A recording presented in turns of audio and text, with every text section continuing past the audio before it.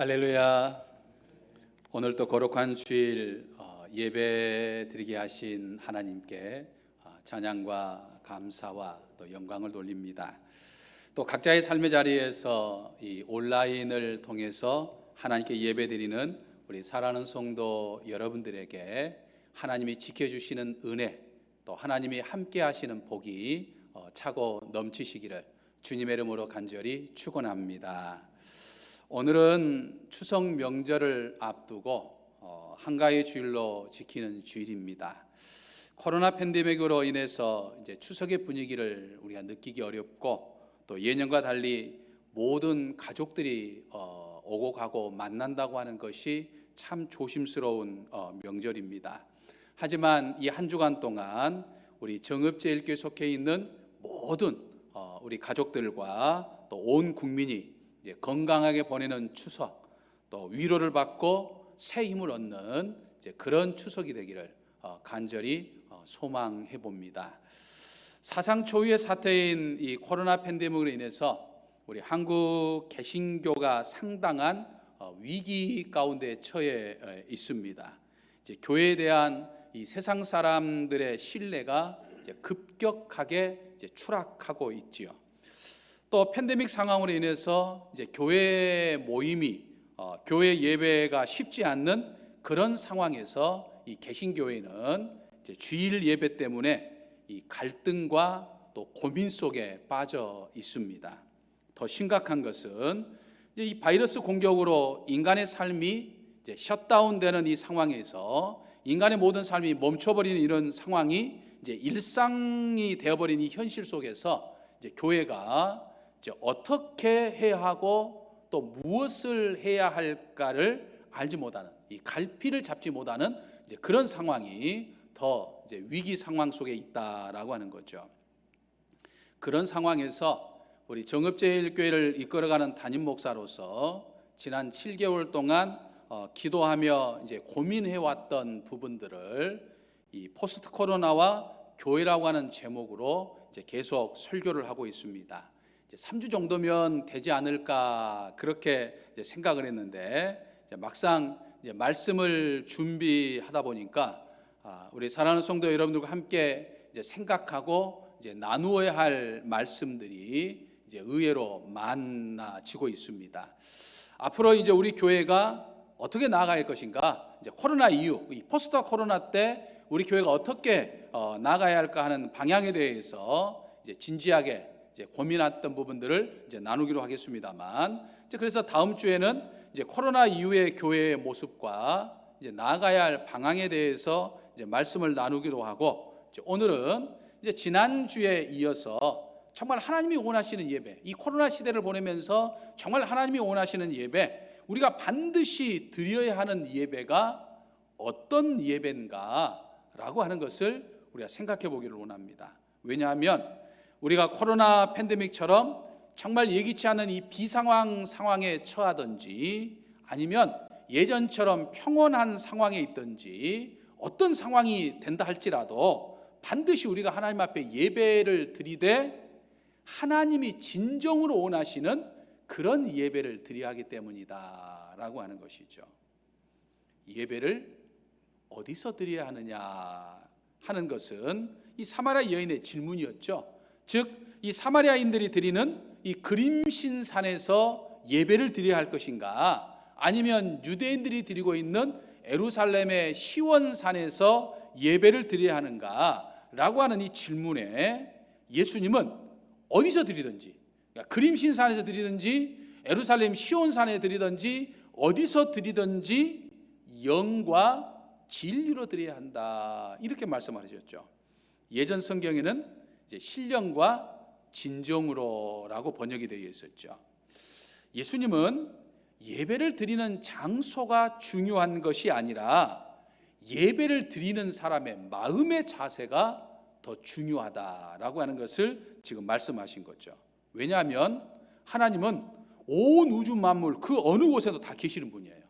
그림심사로도 계시고 예루살렘 시온사로도 계시고 한국에도 계시고 미국에도 계시고 우리가 예배드리는 예배당에 교회 예배당에도 계시고 우리가 예배를 드리는 각 가정에도 계시고 직장에도 계시고 하나님은 어디든지 계시는 분이기 때문에 바로 그곳이 하나님 앞에 예배를 드릴 수 있는 장소가 되는 거죠. 중요한 것은 어디서 예배를 드리든지 예배를 드리는 내가 영과 진리로 예배를 드려야만 하나님이 그 예배를 찾으시고 하나님이 그 예배를 기뻐하신다라고 하는 거예요.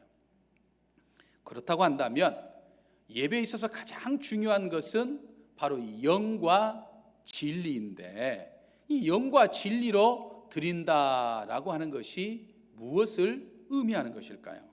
영과 진리, 참 단순한 단어 같은데 그 단어 속에 담겨져 있는 정말 깊은 의미가 있는 것이죠.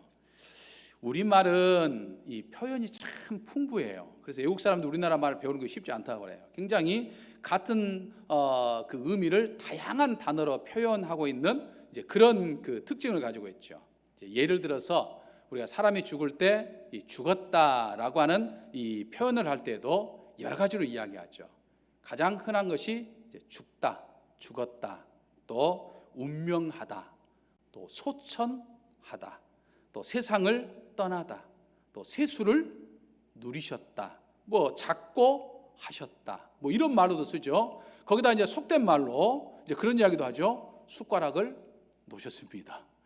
또 충청도 같은 경우는 뭐라고 그랬습니까? 가시우, 뭐 이렇게 정리를 해버리죠. 다 통하는 말이죠. 이렇게 다양한 의미로 표현되는 장점도 이제 우리 이 언어 속에 있지만은 때로는 이제 너무나 추상적으로 느껴질 때도 있습니다. 이제 그런 점에서 이 영어라고 하는 것은 그 표현이 다양하지는 못하지만 때로는 그 의미가 정확하게 와닿을 때가 있다라고 하는 거죠.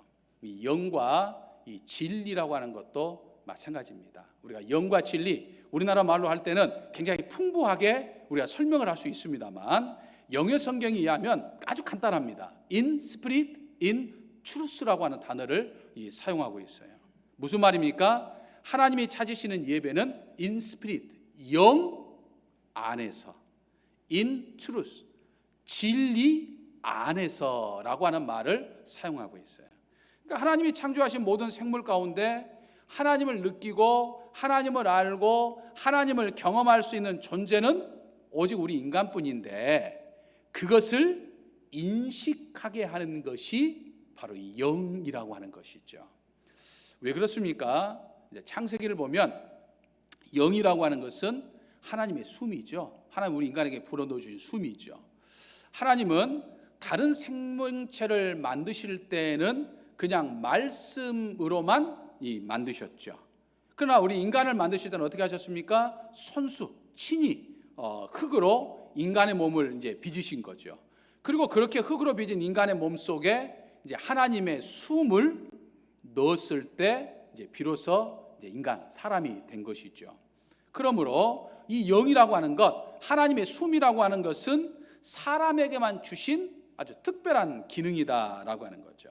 그래서 이 영, 하나님이 우리에게 심어주신 이 영이라고 하는 이 특별한 기능은 하나님을 느끼게 하고 하나님을 알게 하고 하나님을 인정하게 하고 하나님을 체험할 수 있는 아주 특별한 기관이라는 이야기죠. 하나님의 특별한 섭리요 하나님의 은총입니다. 믿으십니까? 그래서 이 영을 가지고 이 영 안에서 예배를 드린다라고 하는 말은 하나님 안에서 드린다는 이야기예요. 그러니까 하나님과 교제 안에서 예배를 드린다라고 하는 거예요. 그러니까 예배를 드리면서 하나님과 상관없는 것이 아니고 하나님 안에서 드리는 예배를 하나님은 받으신다라고 하는 거죠. 주일 예배를 교회 예배당에 나와서 엉덩이를 붙이고 드리는 것도 중요합니다. 하지만 그보다 더 중요한 것은 예배를 드리는 내가 하나님과 나 사이에 진정한 어떤 교제, 진정한 어떤 교통 속에 내가 하나님 안에서 예배를 드리느냐라고 하는 거죠. 그러니까 하나님께 예배를 집중해서 드리느냐라고 하는 이야기죠. 제 아무리 교회 예배당에 나와서 엉덩이를 붙이고 예배를 드려도 하나님과 교제가 없는 예배, 하나님께 집중하지 않는 예배는 영으로 드리지 않는 예배이기 때문에 하나님이 기뻐하지 않으시고 찾지 않으시는 예배다라고 하는 거죠. 몸은 예배당에 나와서 있는데 하나님께 집중하지 못해요. 예배에 집중하지 못하고 온갖 딴 짓을 하죠. 우리 전라도 사투리는 온갖 해찰은 다 부리면서 예배를 드린다라고 하는 거예요. 그런 건 영 안에서 드리는 예배가 아니다라고 하는 거죠.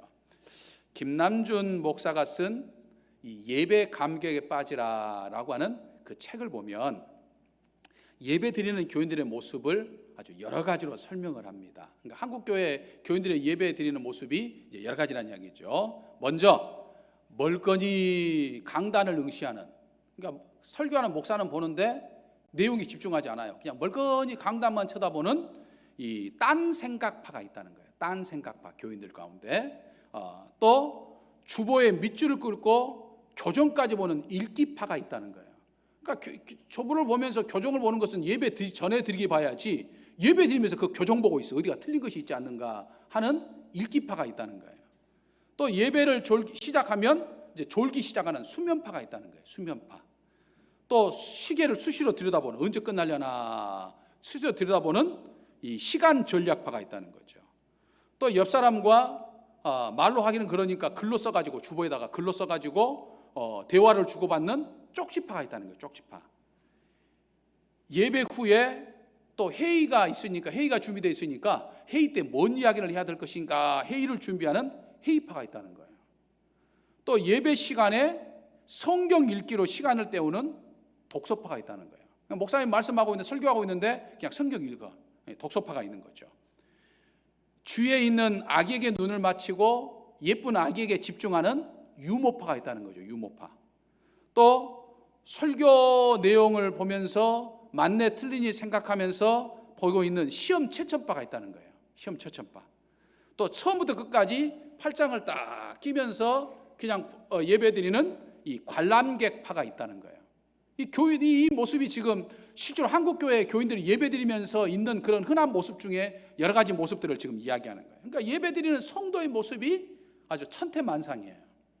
하지만 여러분, 이런 예배는요, 모두가 예배를 드리는 것이 아니라 예배를 보는 것이고, 심지어는 예배 한 시간을 견디는 거예요. 예배는 드려야 되니까 와서 그냥 견디는, 시간 때우는 거예요. 어떻게 이런 예배가 영 안에서 하나님과 교제를 나누는 예배일 수 있겠느냐, 이 말이 있죠. 오히려 지금처럼 온라인 예배를 드리더라도 정말 내가 예배에 집중하고 하나님 앞에 집중하면서 온 순서 하나하나에 최선을 다하면서 하나님과 교조 속에 드리는 예배라고 한다면 하나님은 그 예배를 찾으시고 기뻐하신다라고 하는 거예요. 우리가 가급적 이 온라인 예배로 드리지 않고 교회 예배당으로 모여서 성도들이 함께 예배를 드리는 것은 함께 모여서 같은 분위기 속에서 집중하여서 영 안에서, 즉 하나님과의 교제 안에서 예배 드리기 용이하기 때문에 그런 거예요. 우리가 교회 예배당까지 나오는 과정, 여러분 이 과정보다 사실은 정성 아닙니까? 교회 예배당에 주일날 나오려고 하면 어떻게 합니까? 아침에 일어나서 교회 예배당까지 나오려고 하면 여러 가지 준비가 필요합니다. 그 준비하는 과정 하나하나가 정성일 수밖에 없는 거죠. 그런데 이제 가정이나 또는 다른 것에서 지금처럼 비상황 상황에 대해서 온라인으로 예배를 드리게 되면 정성이 자칫 소르기 쉽기 때문에 그렇다 이 말이죠.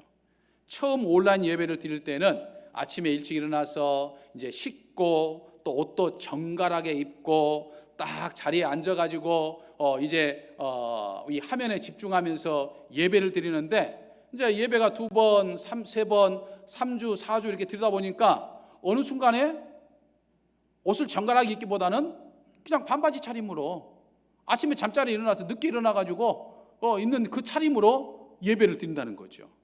또 여기저기 돌아다니면서 예배를 드리는 거예요.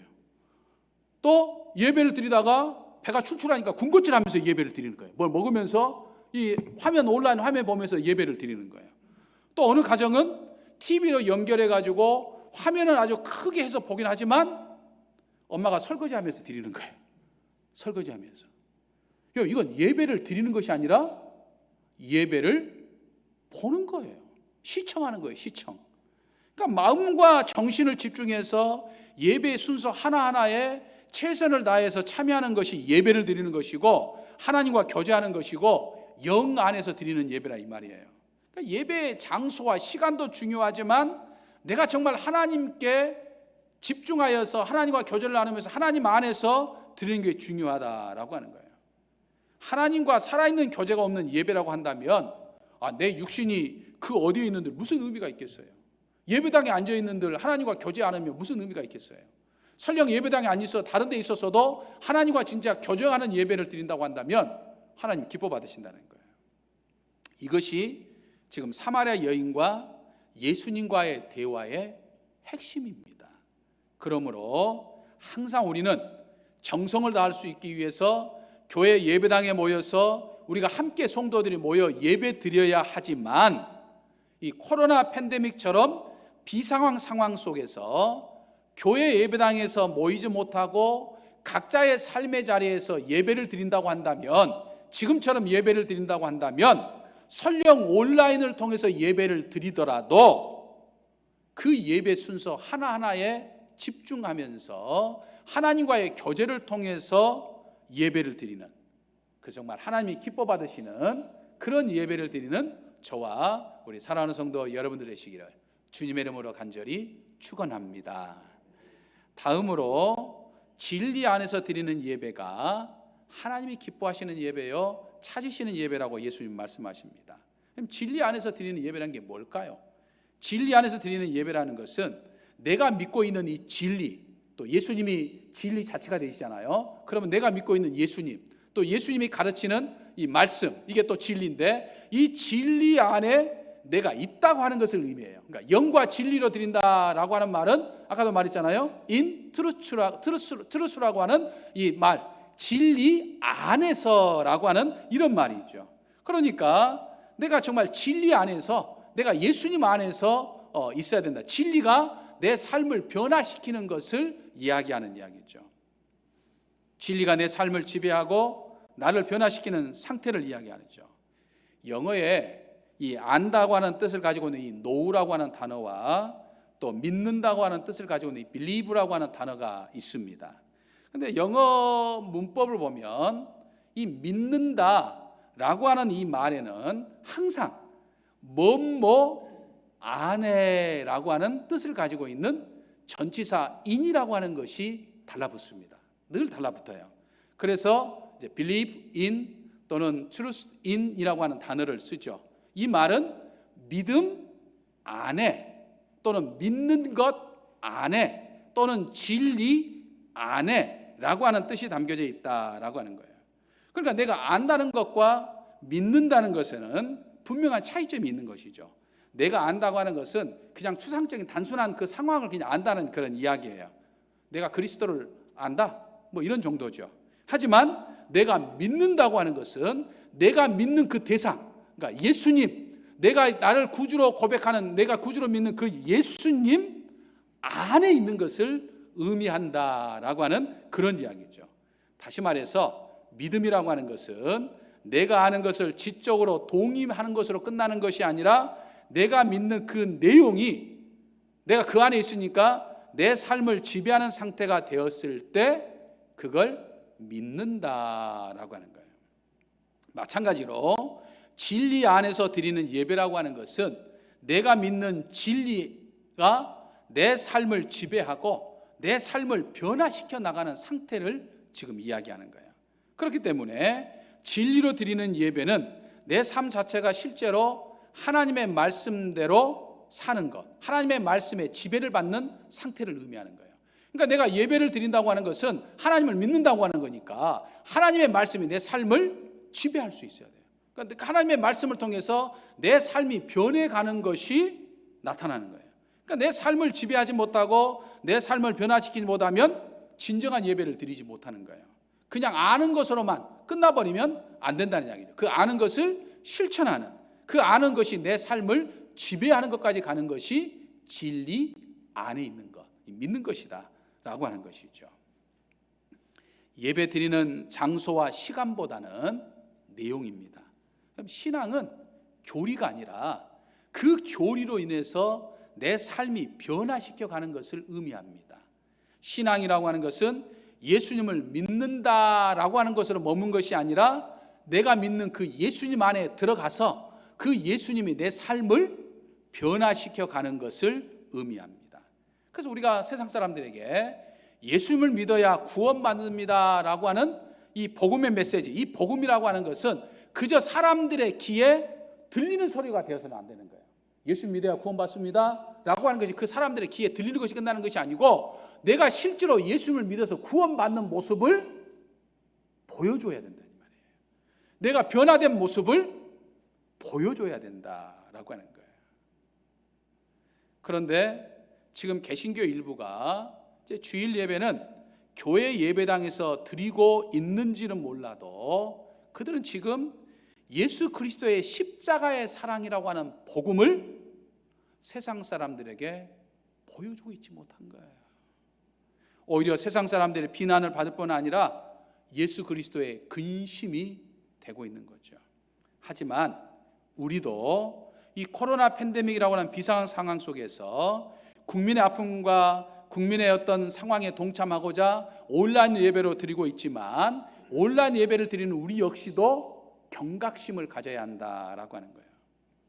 정말 각자의 삶의 자리에서 이 온라인을 통해서 예배를 드리지만 만일 내가 예배에 집중하지 못하면, 내가 가정에서 예배를 드리면서 그 예배에 집중하지 못하면 하나님과의 진정한 교제를 이루지 못하는, 영으로 예배를 드리지 못하는 그런 예배가 되는 것이고, 그 예배를 통해서 내 삶이 변화되지 않으면 진리가 되신 예수 그리스도의 삶과 교훈이 내 삶을 조금씩 변화시켜 가지 못한다고 한다면 그 역시 진리로 예배를 드리지 못하는 것과 마찬가지다라고 하는 것이죠. 사랑하는 성도 여러분, 우리는 영과 진리로 예배를 드려야 합니다. 우리는 그동안 이제 주일날 오전마다 참 자유스럽게 몇백 명씩 모여가지고 사람들이 모여서 아무런 제약도 받지 않고 정말 마음껏 찬양도 하고 또 기도도 하고 말씀을 듣고 은혜를 나누기도 하고 참 우리의 마음껏 그 모든 것들을 해왔었어요. 생각해보면 정말 귀한 일이고 대단한 축복이었던 것이죠. 하지만 그동안 우리는 그것이 정말 교회 예배당에 모여가지고 우리가 마음껏 예배 드렸던 이 모든 상황들이 나에게 정말 대단한 축복이었다, 우리에게 대단한 축복이었다라고 하는 사실을 깨닫지 못했던 거예요.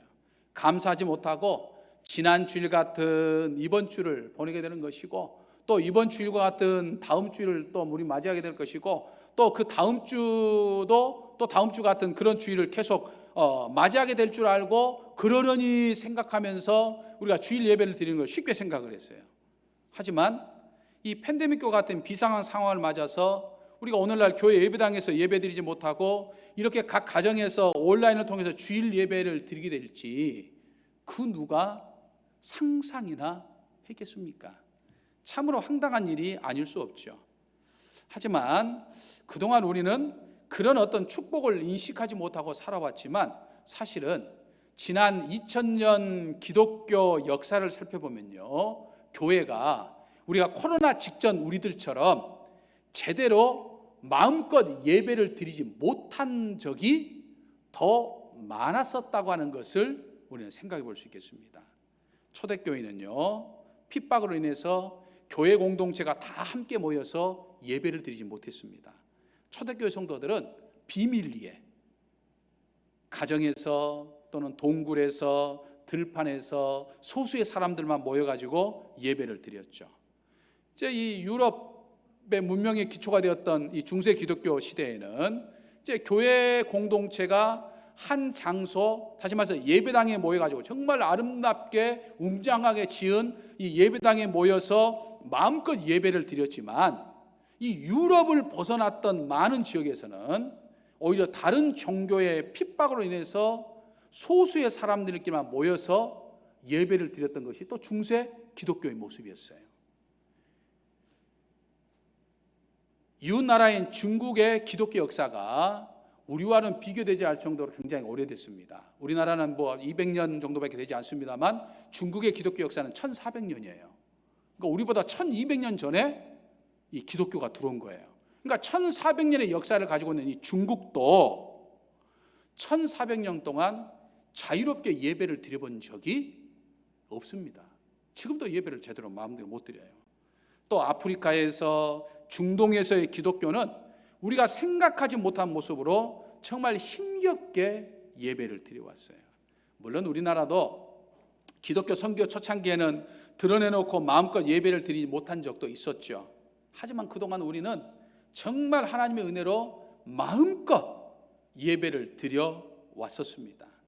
어떤 어려움도 없이 늘 드려왔기 때문에 우리가 익숙해온 예배만이 유일한 예배이고 은혜의 통로라고 생각을 했지만, 이제 지금처럼 비상한 상황에 맞아서 우리가 교회 예배당에서 예배드리지 못하고 온라인을 통해서 예배를 드린다고 한다면, 다행히 이 코로나 시대가 종식이 되어서 이것으로만 끝이 난다고 한다면 상관이 없지만, 앞으로 모든 각계각층의 전망이 코로나는 아니더라도 또 다른 바이러스 공격으로 또 다른 것들로 이런 일들이 이제 일상적으로 뉴노멀 하게 되는 그런 상황이 온다고 하는 그 전망 속에서, 만일 그렇다고 한다면, 또다시 이런 문제가 생긴다고 한다면 그냥 무조건 이렇게만 예배를 드리고 끝날 것이 아니라 온라인 예배를 드리더라도 어떻게 예배를 우리가 정말 드려야 될 것인가, 이 새로운 예배에 대한 어떤 그 모색을 해야 된다. 무엇보다도 어떤 예배가 됐든지, 어떤 장소에 드리는 예배가 됐든지, 어떤 상황의 예배가 됐든지 그 예배 속에